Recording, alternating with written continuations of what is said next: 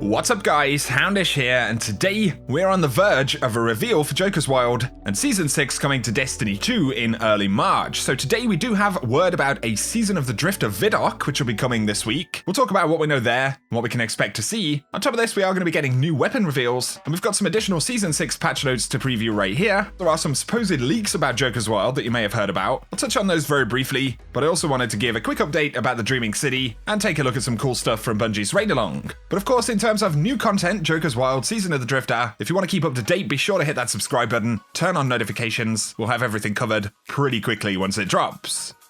So as we get into it, of course, there's been a lot of anticipation and a lot of impatience in the community for a reveal of Season of the Drifter, and specifically Joker's Wild, the core content that we can expect to play over the next couple of months. There is also speculation as to how much Gambit will be involved in this DLC. Not everyone is absolutely a huge fan of Gambit, but of course we don't know how Gambit could actually be changed up a little bit moving forward. Nonetheless, if a reveal is what you're waiting for, we are going to be getting a Season of the Drifter Vidoc, however you say that properly, and it'll be landing this Thursday, so that's tomorrow. Obviously, Cosmo said Season of the Drifter Vidoc. Somebody did ask, will we finally get info for the content of the DLC? And DMG confirms that that will also feature in this Vidoc. So that's going to be coming tomorrow, guys, and Deej did confirm in the Bungie Raid Along stream that it will drop on Thursday morning, so that probably means it's going to be at 10 AM Pacific time. That is generally how Bungie do things. They'll drop something around about the reset time, and then normally follow it up with This Week at Bungie a little bit later on. But we're about to kick off a new season in Destiny, and you should pay attention to us. Stay tuned on Thursday morning.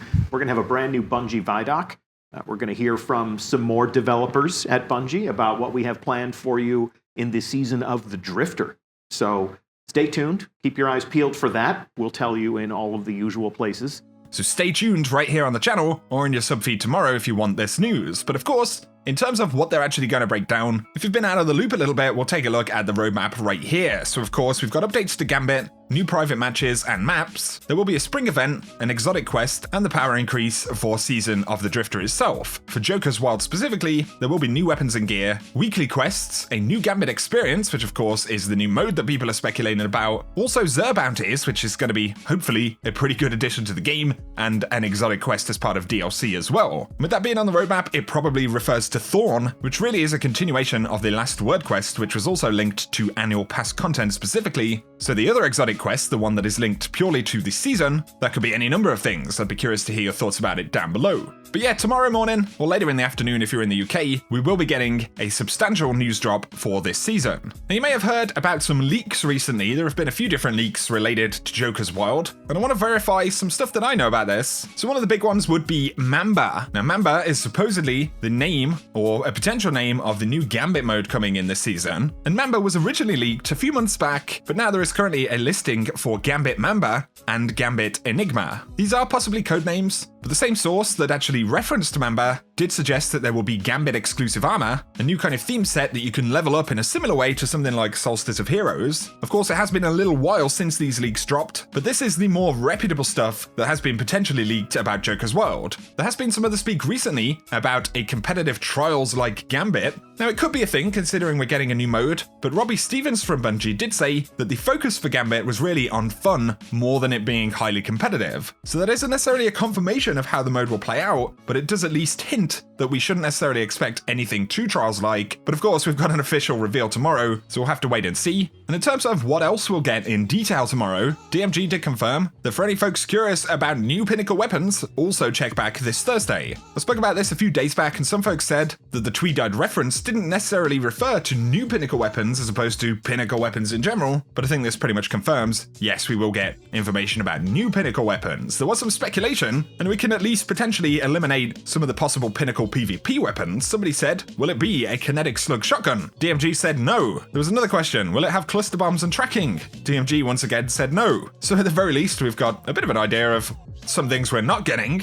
And on the subject of existing Pinnacle quests, DMG had previously said the only quest that could boost progress deal with competitive Crucible. There are steps that require a certain glory rank to be achieved. If you do not hit that in the season, you'll have to get back up there in the next season. You can, however, hold on to the quests and everything like that. And of course, that will be the same for the broadsword quest. But if you're talking about breakneck, loaded question, those quests aren't going away, the weapons aren't going away, and your current progress on the quests, if you haven't actually completed them, will also not be going away. So good clarification right there. DMG jumped in and gave just a few other patch note previews for this season. Nothing major, but they fixed an issue where the Monarch would sometimes not apply poison over long distances, an issue where the Dragonfly spec mod was not triggering under certain latency conditions, and an issue where some perks, for example Surrounded, didn't proc on the Striker's Shorehand when fully masterworked. Otherwise, patch notes for update 2.2.0 will be published in full on Tuesday, that'll be the 5th of March, alongside the release of Season of the Drifter. And they had given us some other previews. We know about things like One-Eyed Mask being changed. They've also fixed an issue where transferring items using the Destiny app would consistently re-trigger Triumph notifications. Otherwise, I'll keep you guys posted with the patch notes next week, any other previews we get this week, although, for sure, most of the hype and anticipation tomorrow will be around that Vidoc reveal. So guys, I'll be keeping you posted, and once again, hit that subscribe button. I know we've had to wait a very long time, and I can understand some of the frustration not knowing what happens next, because we always do get very big reveals for Destiny content.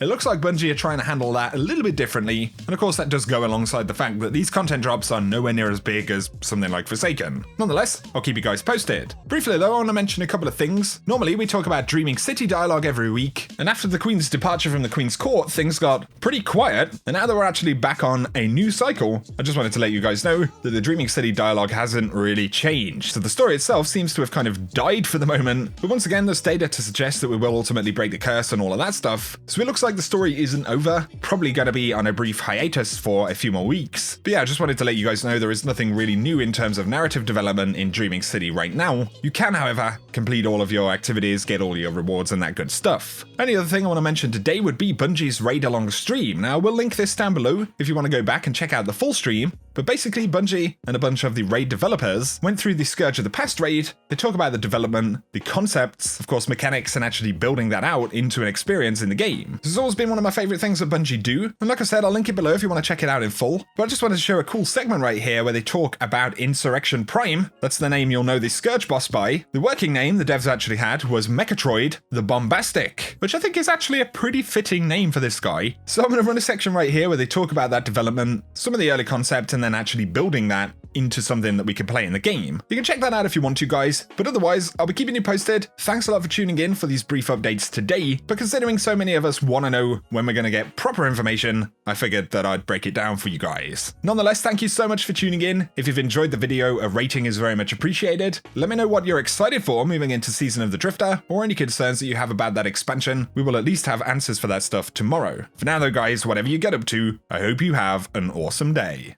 So Susan did a bunch of our early mecha concepts, or mech concepts. Mech concept. Yeah, we had some designs from Raid of we want an encounter like this, we move around like this, and people were like, can we build a giant mech? And we're like, no, there's no way we can build a giant mech. That's crazy. And then we started figuring out, started hacking some stuff together, and it was like, yeah, I totally think we could do it. And so Susan started with this. So this is actually looking at what design's requirements are, right? This is exploring the weapons needed for the boss to do his wipe, to do his attacks. We had this concept of this Fallen Syndicate, and they have access to this Black Armory technology. It's highly advanced, and what if they built a weapon platform out of it? It's sort of like, I don't know, Spider Tank 2.0, or like a more advanced. You mean a Fallen Walker? Yeah. And we knew we wanted multiple weapon systems and weak points, and so that all fed into the concept and design. So this is another one of Susan's final concepts on the boss, and then we can go forward one slide to Roderick Wise' high-res version of the boss. Beautiful.